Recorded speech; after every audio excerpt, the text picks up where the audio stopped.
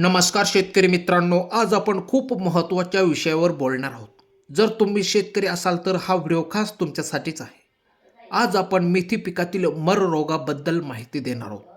साधारणपणे उन्हाळ्यामध्ये या मेथी पिकाची लागवड केल्यास या रोगाचा प्रादुर्भाव खूप मोठ्या प्रमाणात होताना दिसतो.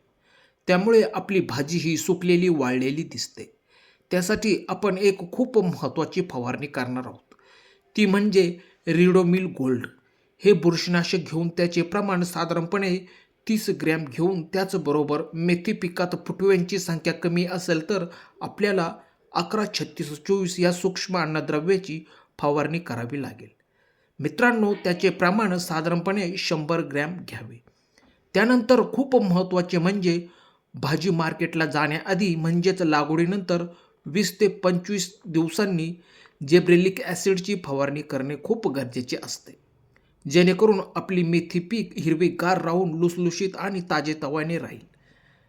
मित्रांनो, असेच शेतीविषयक नवनवीन व्हिडिओ बघण्यासाठी आमच्या शेतकरी मित्र चॅनलला जर सबस्क्राईब केलेले नसेल तर व्हिडिओ आवडला तर लाईक, शेअर, कमेंट्स करा. मित्रांनो, धन्यवाद.